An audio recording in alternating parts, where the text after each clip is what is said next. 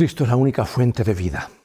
Si deseamos la vida, debemos aferrarnos solo a Él y a ninguna otra criatura. Incluso los ángeles, santos o caídos, no pueden darnos vida porque su vida deriva de Dios. No solo no pueden dar vida, sino que el más grande de los ángeles caídos, Satanás, es todo lo contrario al dador de la vida. Satanás es el astuto mercader de la muerte, cuya obsesión es robarnos la vida que Jesús proporciona. Y Jesús expone la agenda destructiva de Satanás en contraste con su propia misión salvífica cuando declara: el ladrón no viene sino para hurtar, matar y destruir. Yo he venido para que tengan vida y para que la tengan en abundancia. El diablo, el archiengañador, tienta a la humanidad a elegir el pecado en lugar de la justicia de Cristo. Y luego exige cruelmente su salario, que es nada menos que la muerte eterna. Y Pablo confirma este hecho cuando escribe en Romanos 6:23, la paga del pecado es muerte, mas la dádiva de Dios es vida eterna en Cristo Jesús, Señor nuestro. Todos los buenos dones proceden de Dios, y la vida eterna, junto con la vida abundante, proviene de Él. Es una parte insondable del misterio del mal que las personas a quienes Jesús creó y por quienes murió para salvar, eligen el castigo eterno de la muerte y rechazan el regalo de la vida de Dios. Como veremos, los dones de la vida eterna y la salvación dominan el Evangelio de Juan más que en cualquier otro libro de las Escrituras. Más que cualquier otro evangelista, Juan se distingue por ser el que se refiere al Hijo de Dios encarnado como el gran yo soy. Y ese título, como aprendimos en una lección anterior, es una referencia divina a Dios. En el Evangelio de Juan, Jesús proclama, por ejemplo: yo soy el camino, la verdad y la vida. Y cuando caminamos en el camino, que es Jesús, el que nos enseña su verdad que lleva a la vida eterna, estamos en el camino correcto. Él nos enseña, Él nos da vida eterna. Jesús es nuestro único camino hacia el Dios eterno. El Padre nunca rechazará a nadie que sinceramente venga a Él arrepentido. En un momento regresaré para que abordemos juntos el tema, la fuente de la vida. Abre tu Biblia en San Juan 14, donde leeremos el versículo 6.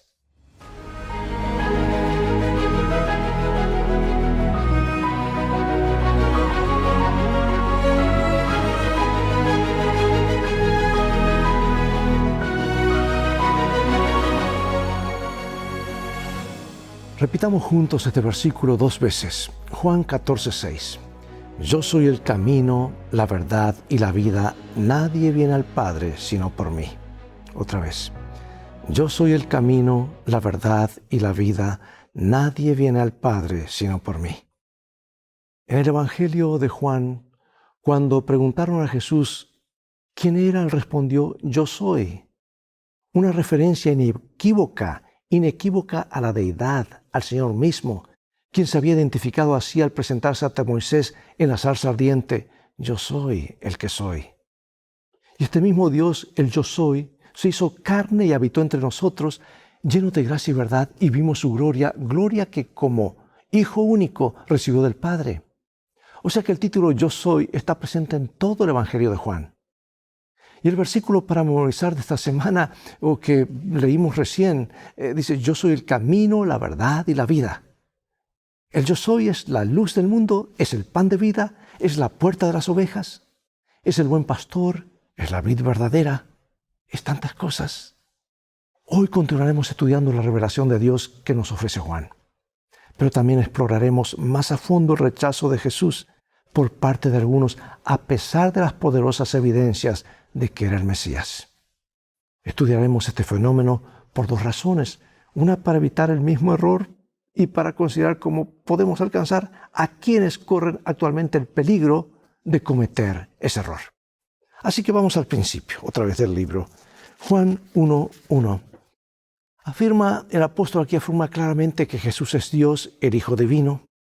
Y por consiguiente en Juan 1:4 dice: en Él estaba la vida, y esa vida era la luz de los hombres. La referencia a la vida aquí tiene que ser la vida divina, la autoexistencia eterna subyacente. Puesto que Él tiene vida en sí mismo, puede entregar su vida y volver a tomarla. Y por la misma razón puede dar vida a quien Él quiera.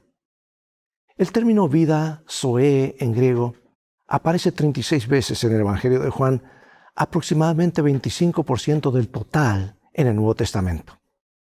Y en Juan 1, 4 y 5, además de referirse a la fuente de la vida en nuestro planeta, la palabra también está vinculada a la salvación. Porque a lo largo del resto de Juan, esta idea de la vida o zoe se expresa con mayor frecuencia como vida eterna, la promesa de salvación. Así aquel que trajo la vida a la existencia en ocasión de la creación es el mismo que trae la salvación, la vida eterna, a un mundo perdido. ¿Por qué vino Jesús a esta tierra? Lo explica San Juan, capítulo 3. Y como Moisés levantó la serpiente en el desierto, así es necesario que el Hijo del Hombre sea levantado, para que todo aquel que en él cree no se pierda, mas tenga vida eterna. Así como la serpiente de bronce tomó el lugar de los israelitas que habían sido mordidos por las serpientes, Jesús tomó nuestro lugar, es decir, el de quienes hemos sido golpeados por el pecado. Él asumió el castigo que nos correspondía a fin de que pudiéramos recibir la vida que le pertenece. Cristo también desea que tengamos vida y que la tengamos en abundancia. Dice así, pues, a cuantos lo recibieron les dio el derecho, el poder de ser hijos de Dios a los que creen en su nombre. Estos no nacieron en forma natural, por voluntad humana, ni por el deseo de un hombre, sino que nacieron de Dios. Cristo vino a revelarnos al Padre, porque a Dios nadie lo vio jamás. El Hijo único, que es Dios, que está en el seno del Padre, Él lo dio a conocer. Y al contemplar el carácter de Jesús, contemplamos el del Padre. Por eso pregunto, ¿qué podemos aprender acerca del carácter del Padre por medio de la vida de Jesús? ¿Por qué esta revelación es una noticia tan buena?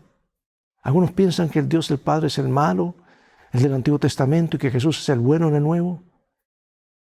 Dios y el Padre actúan en conformidad y son amor. Y mira lo que han pagado para rescatarnos. Cuando Jesús preguntó a sus discípulos si lo dejarían, ¿cuál fue el significado de la respuesta de Pedro? Vamos a ver aquí en San Juan capítulo 6. Sabiendo Jesús que en sí mismo que sus discípulos murmuraban de esto, les dijo, ¿esto os ofende? Pues, ¿qué si vieres al Hijo del Hombre subir a donde estaba primero? El Espíritu es el que da vida, la carne para nada aprovecha. Las palabras que yo os he hablado son espíritu y son vida. ¿Pero hay alguno de vosotros que no creen?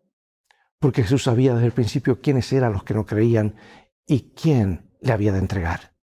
Y dijo, por eso os he dicho que ninguno puede venir a mí si no le fuere dado del Padre. Desde entonces muchos de sus discípulos volvieron atrás y ya no andaban con él. Dijo entonces Jesús a los 12, ¿queréis acaso iros vosotros también? Le respondió Simón Pedro, Señor, ¿a quién iremos? Tú tienes palabras de vida eterna.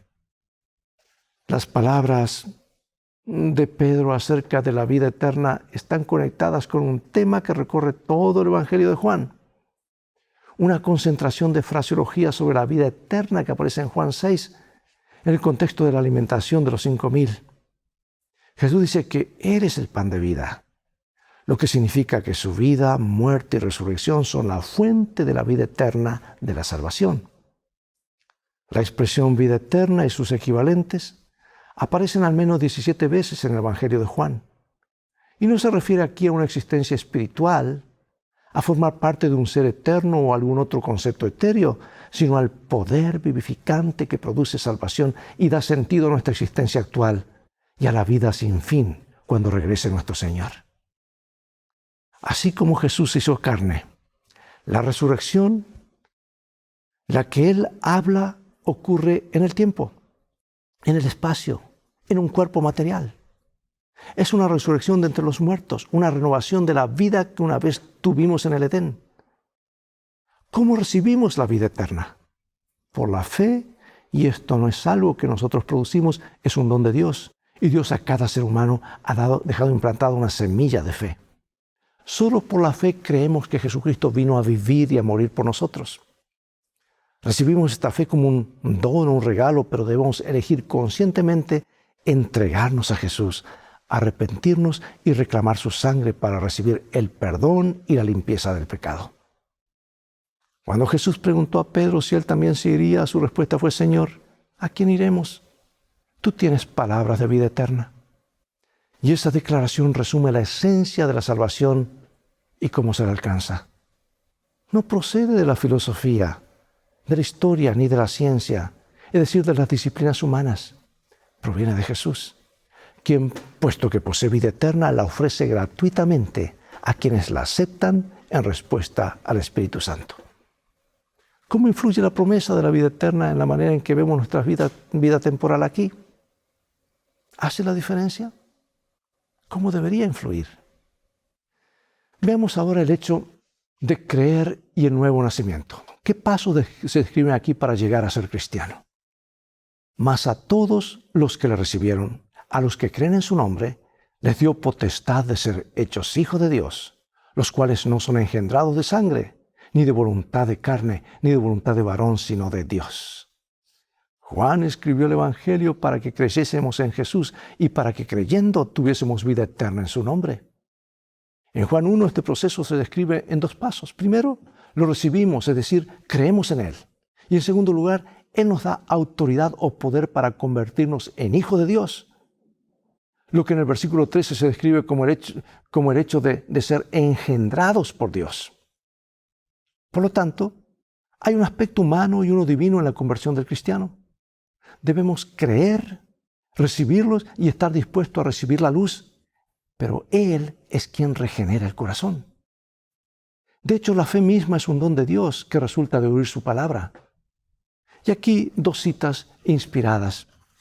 Dice así el libro Fundamentos de la Educación Cristiana: para tener una fe verdadera y permanecer en Cristo, debemos conocerlo tal como está representado en la palabra. El espíritu que opera en la mente humana y la ilumina crea fe en Dios. Por eso, amados, quienes creen y aceptan al Hijo como el Mesías, reciben la vida eterna. Jesús también hace hincapié en aceptar o creer la palabra que Jesús pronunció. La función del Espíritu Santo es producir convicción. ¿Qué principio vamos a ver se expresa aquí en Romanos 8:16? Dice: el Espíritu mismo da testimonio a nuestro espíritu de que somos hijos de Dios. La fe bíblica basada en la obra del Espíritu Santo en nuestros corazones es el fundamento de nuestra fe. Dice así ese devocional maravilloso en los lugares celestiales: la fe es la gran bendición, el ojo que ve, el oído que oye. Bueno, esto va en contra del enfoque humanista, ¿verdad?, que afirma que debemos encontrar un fundamento para la fe y luego creer. Por el contrario, el enfoque bíblico afirma de que la fe es el fundamento, un don de Dios. Empezamos con el fundamento que es la fe y a partir de allí crecemos en comprensión y gracia. Si alguien te preguntara, ¿en qué se basa tu fe?, ¿qué responderías? Bueno, algunos de los relatos más tristes de toda la Escritura aparecen en el Evangelio de Juan. Dice: la luz resplandece en las tinieblas y las tinieblas no la extinguieron. En el mundo estaba aquel que es la luz, y aunque el mundo fue hecho por él, el mundo no le reconoció. Vino lo que era suyo y los suyos no lo recibieron. O sea que el yo soy fue rechazado por muchos de los suyos. No es de extrañar que Pablo advirtiera más tarde: no pierdan pues su confianza. Como hemos visto una y otra vez, Cristo fue rechazado porque la gente no aceptó su palabra. El doctor Edward Sinke y Roland Hestad, en un libro, La certeza de la segunda venida, dicen: el modo de pensar humanista contemporáneo comienza con la duda. Las personas cuestionan todo para así poder determinar lo que es verdad. Aceptan como conocimiento seguro aquello que sobrevive al fuego de la interrogación rigurosa, algo en lo cual tener fe. Algunos aplican el mismo método a la Biblia, sometiéndola al interrogatorio desde puntos de vista científicos, históricos, psicológicos, filosóficos, arqueológicos o geológicos, para así determinar qué es verdadero o falso en la Biblia. Y el método en sí mismo se inicia y construye sobre la desconfianza en la veracidad de las Escrituras. Cristo preguntó, cuando el Hijo del Hombre venga, ¿hallará fe en la tierra? ¿Cuál fue la diferencia entre los dos informes de los espías acerca de Canaán? Allí tenemos el libro de Números. Vamos al libro de Números. Capítulo 13. Y llegaron hasta el arroyo de Escol, y de allí cortaron un sarmiento con un racimo de uvas, el cual trajeron 2 en un palo, y de las granadas y de los higos.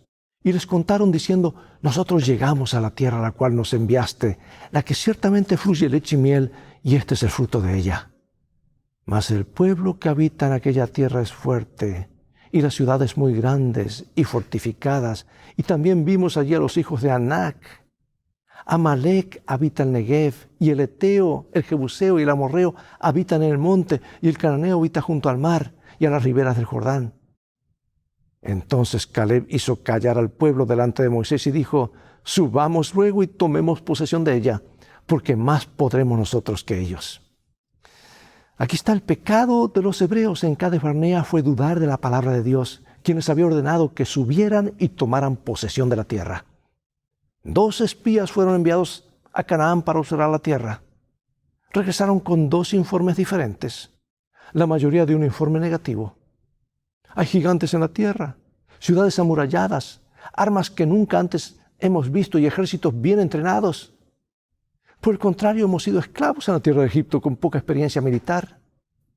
10 espías votaron que no debían avanzar basándose en la abrumadora evidencia desde un punto de vista humano.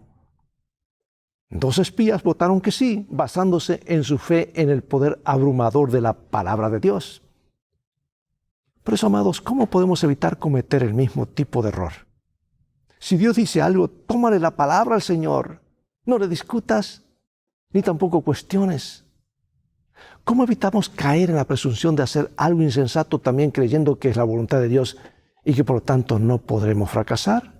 Cuidado con los extremos. Si Dios lo ha prometido, créelo. Pero cuando tú crees que esa es tu interpretación personal, cuidado con eso. El rechazo de Jesucristo, la luz del mundo, nos deja expuesto a la duda y a las tentaciones del diablo. Significa pasar de la luz a las tinieblas. El que cree en Él no es condenado, pero el que no cree ya está condenado, porque no ha creído en el nombre del Hijo del unigénito Hijo de Dios. Unigénito de Dios. Todo el que hace el mal odia la luz, dijo Jesús, y no quiere salir a la luz por miedo a ser descubierto. Pero el que vive de acuerdo con la verdad viene a la luz. Eva recibió luz acerca de cómo relacionarse con el árbol que estaba en el jardín del Edén, el centro del jardín. Satanás la tentó a cuestionar la luz. Ella puso a prueba la palabra de Dios razonando que un Dios de amor no destruiría a las criaturas que Él había creado. Y también se apoyó en los datos de sus sentidos. La serpiente había comido el fruto y ahora era capaz de hablar. Tal vez la serpiente tenía razón. Pensó que si comía del fruto sería como Dios. Engañada se apartó de la luz y su marido eligió el mismo camino. Pregunto, ¿sigue el diablo usando la misma estrategia? Mira, con el mismo Jesús, San Mateo capítulo 4. Entonces Jesús fue llevado por el Espíritu al desierto para ser tentado por el diablo. Y después de haber ayunado 40 días y 40 noches, tuvo hambre. Y vino a él el tentador y le dijo, si eres hijo de Dios, di que estas piedras se conviertan en pan.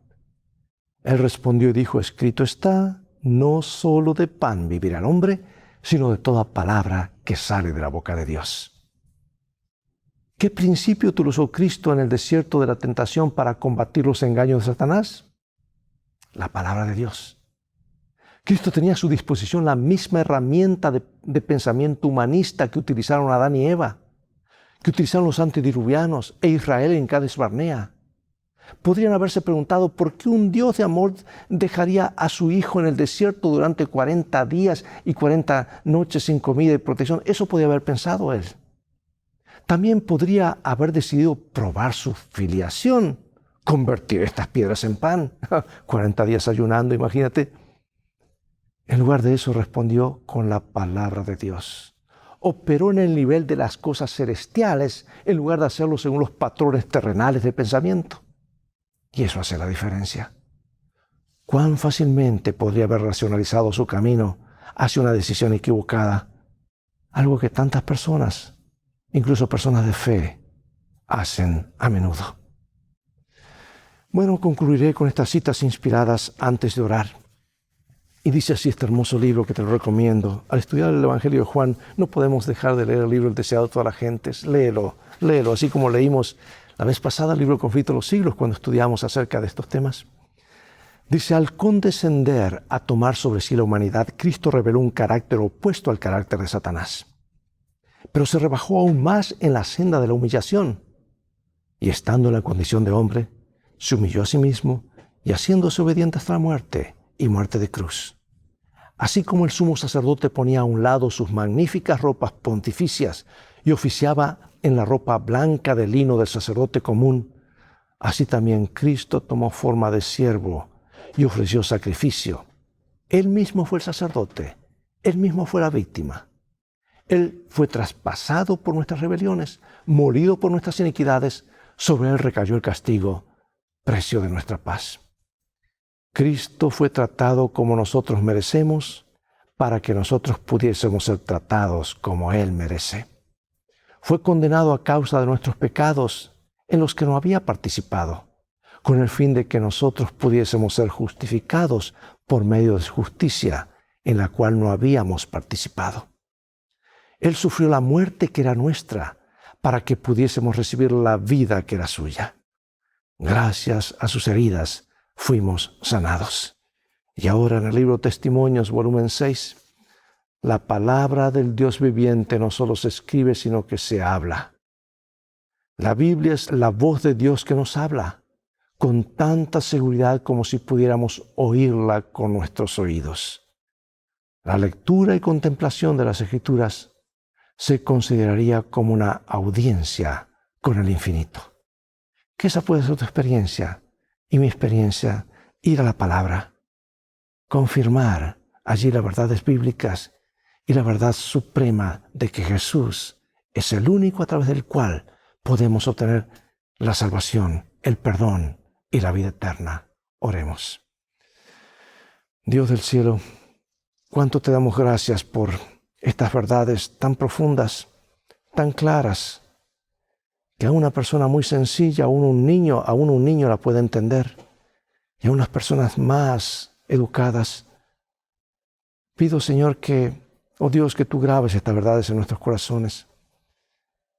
Que esto de que Cristo vino, se encarnó, vivió entre nosotros, muere por nosotros, sean verdades que estén tan grabadas en nuestra mente y corazón, que las podamos reflejar, vivir, aceptar, compartir con otros y de esta manera prepararnos para estar con Él para siempre.